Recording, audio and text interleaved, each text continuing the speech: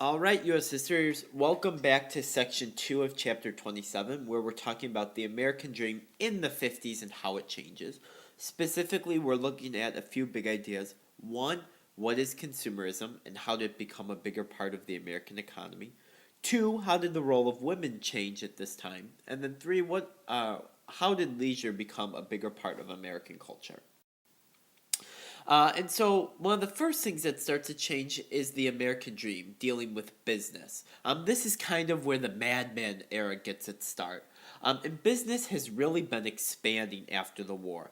And by 1956, in fact, more people have white collar jobs like working in an office or reception or business, and then blue collar jobs, which would be like plumbing or electrical, where you're working with your hands. And the reason is because of these two big things. One is conglomerate and two is franchise. A conglomerate is something you may be familiar with. Actually, both of these already. A conglomerate is when a major corporation incorporates many smaller companies in other non-related industries. For example, Xerox or General Electric. General Electric makes things from fans to TVs to airplane motors to consumer products for your house. So they have a bunch of smaller companies. One that makes ones that makes airplane part, ones that makes televisions, and together they make the General Electric brand, and that's what a conglomerate is, where they all together make the brand. A franchise is a little bit different, is when a company offers very similar or the same products in many locations. So the first and I think the best example is McDonald's here. So you have the golden arches, and you're gonna get that product all the way up in Maine, and that's gonna be similar to what you get in Florida, and the same, or if not similar, to Alaska. And that's the idea. Franchises, if you think of Subway or Dippin' Dots or McDonald's or Burger King, any fast food place where you can franchise is exactly what the definition is here. Both are, though, unique business opportunities and corporate structures that allow for this expansion of business in the 50s. Next comes suburban lifestyle. Business is expanding, more people are working for large companies, but people are moving to the suburbs. Most Americans work in the cities at this time. In cities like New York, Chicago, Los Angeles are where headquarters are structured. Like in Chicago, we have the Boeing, United Airlines headquarters. But people are moving to these suburbs here, and this is a great example of a suburb. To live. And the expansion is a direct result of two things: highways and cars. You have to know this. We have highways, or we have suburbs because of two things: highways and cars. And suburbs are categorized by single family homes. If you see in the picture here, a single family home right next to another single family home, next to another single family home, it's just lines of them down the street. They look very similar, if not the same. The idea of the original suburb was not to create the differences like we see today in suburbs, where your house is completely different from others, but rather make it easy to build, inexpensive for families, and on the outskirts of the cities. As a result of the change in suburbs, you have a change in the family dynamic. This is where you get the typical Joneses, the normal American families. It starts as soon as soldiers return from the war. They help to contribute to what's called the baby boom, or an unprecedented population explosion, where they and their families are having more kids than ever before. And you can see in the graph here, the population is rising overall from the end of the 40s to the early 60s. After husbands return from the war, there's a desire to have big families again, to get married younger. Because remember, before this, the Depression limited how many kids you could have. You can't afford to have a lot of kids, so families didn't. A lot of people didn't get married, or if they did, they got married super late because of the depression. They couldn't afford to. But now, the war allowed families to start earlier, and this is where you get the typical American family. The same time, you also get the typical Susie homemaker image, where the women, the ideal woman, stayed at home and cooked and worked in the house and took care of the kids. This really isn't ideal for all women. Close to 60% of women at this time worked outside the home. But the ideal image for the woman is that your husband or your man would provide for you and you could stay at home. At the same time, you have a bunch of medical advancements like the curing of typhoid fever. Dr. Salk developed a vaccine for polio. Dr. Spock published one of the most famous medical books, Common Sense for Book of Baby and Child Care. And really, families are healthier, people are living longer. Getting back to this really wholesome American family. So, now that families are healthier, you're living in the suburbs, you have space. Employees are also only working 40 hours a week. This is where you get the typical 40-hour work week from 9 in the morning till 5 at night. This was the work structure. When the man got home, the idea is that the woman would have the dinner ready for him on the table. As a result of only working 40 hours a week, people had much more time for luxuries and different activities. Women, in addition, also had more time for personal enjoyment activities, hobbies, because of things like washing machines, dryers, dishwasher, lawnmowers, all things that are invented in the 50s. Think about it. If you can throw your clothes in the washer and the dryer and walk away, you just saved yourself 2 or 3 hours than washing every piece of article of clothing by hand. And so people began to engage in things like fishing or bowling or hunting, golfing. Mad Men, you see them drinking with their friends. This was typical at this time. Going to parties, hosting parties. All things which people could do in their suburban homes because of the time. As a result, fans attended more professional games. This is when people really started going to professional games in record attendance. Americans also read a lot more. They had the money to buy magazines like Sports Illustrated and Reader's Digest and comics, but they also read lots of books. So really the 50s is about, really getting back to the luxury and the leisure events. This is where a lot of our pop culture that we have today that's ingrained in us comes from. It's from this decade. Part of the pop culture is also the automobile culture. During the war, if you remember, the government rationed gasoline, so families were only allowed to use a certain amount of gasoline per year. Once the war was over, though, the ration ended and Americans started to buy gas in record numbers. Because you could get more gas, even more people went to the suburbs, which meant that more families could buy cars to go to work and school and church.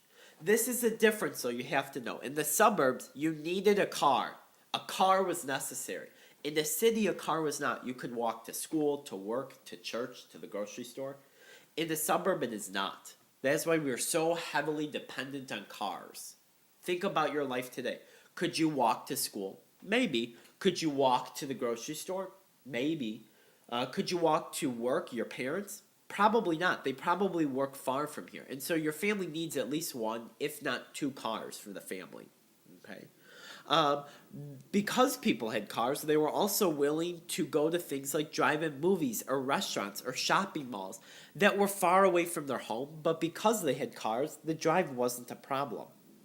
And because cars were important, upper and middle class families started to leave cities and move to the suburbs where they had more space to build luxurious houses and mansions and estates, while the poor people stayed in the city. This is typically what we see today with the uber rich. If they live in the city, it's a very, very small section of the city. A lot live outside in places like Barrington or Highland Park or Deerfield or Winnetka, those places where the rich live. The middle class then surround the city in places like Elk Grove, Arlington Heights, Mount Prospect. And a lot of the poor live in the city still because they maybe don't have access to a car. They need public transportation. Now, the one downside is that cars did cause new pollution and traffic. This is something that is a downside, but at this time it's not a downside as a reason not to buy the car. As a result of the car, Eisenhower creates the interstate highway system. And you can see on this map here of the highway system. The idea of the interstate system is that it would connect the 50 states and large cities and housing developments and things through highways that would go interstate, hence the name, Interstate Highway System. This created a series of roads which we still use today, and many of these you're familiar with. Things like Highway 90 or 80, which would take you to Aurora, goes cross country, and there's over 41,000 miles of just interstate highway. Imagine all of the suburban roads we take or the ones around the city. I mean, highways are such an important part of our culture today and allows us to get to work, to school, to enjoyment activities. And this comes under Eisenhower. And it's a key that you know that he is responsible for it. This is one of his crowning achievements. Last idea we're going to talk about is the idea of consumerism, or of buying material goods which can be equated to success. We do this today. If you're rich and you are going to buy a scarf, you'll buy a Burberry scarf to let people know you spent $300 on the scarf, you have money to support it, you like that clothing line. We wear it on our clothing, from Polo Ralph Lauren's emblems to Armani to J. Crew to Under Armour to Nike. All of these symbols start in the 1950s. It's not just on clothing either. All of your iPads that you're probably watching this video on have an apple on the back, promoting to the world that you bought this product from Apple, that you are successful, you have an iPhone, you have money to spend. And this is where the idea of consumerism starts.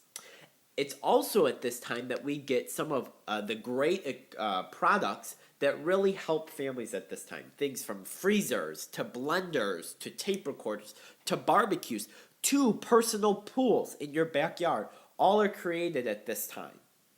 And one of the ways that consumerism is encouraged is through planned obsolescence. And what this is manufacturers create new products to make the old models obsolete. So think of a car. You know, Honda has been producing the Honda CR-V for over 10 years now. And every year they make some adjustments to it. So after a couple years, your car is obsolete. You buy a new one. And this is what makes America become nicknamed as the throwaway society. We're going to buy something, they're going to come out with something new in a little bit, and then we'll buy it again. Maybe we're going to buy the same product. Think about your iPhones that you're all probably using and texting on while listening to this video. You bought the iPhone 4, and then you're up for a contract, and maybe your phone's still good, but because you're up for your contract renewal, you buy the iPhone 5. And then you're up again, and your iPhone 5 maybe still be working. And so you buy the 6 because it's out. It's the new thing. This is where it comes from, the 1950s. We also get the first credit cards in American history from 1950. It's called the Diners Club, which today has been incorporated by Discover Card. So if you have a Discover Card, look on the back. You'll see the Diners Club logo. This is where people can start to buy expensive goods and don't need the cash for it. And the reason that you need credit cards is because people were just entrenched by advertising. You can see a poster for Tide right here. You know, companies, like especially cigarette companies are very famous, use these great advertisements to convince people not only do they want the product, but they need the product to tell people that they're successful and to make their life easy. This is a great example. Women need Tide to make their life easier. They need Tide specifically because it's a symbol of the perfect American household, the best product on the market, and so people buy it. So, let's do a review. What is consumerism? The idea that you are buying things to let people know you are successful. and it becomes entrenched in Americans in the 1950s and has contributed ever since. All of you, in some way, take part in consumerism, whether you want to believe it or not. How did the role of women change? This is an interesting dynamic. We talked about how after the war, women were moving to taking jobs outside the home in record numbers, and they still continue to do so. In fact, by this time, almost 60% of women work outside the home. But the image of women reverts. You have the ideal women being at home, working at home, taking care of the kids, managing things like laundry and cooking, where you get the stereotypical, oh, that's a woman's job. That comes from the 1950s. And then finally, leisure becomes a huge part in American culture because we have the time to do so. We also have the money and the space from our huge suburban lots to engage in luxurious activities. And so that's it for now. Next time we'll talk more about pop culture. Until next time, Husky historians,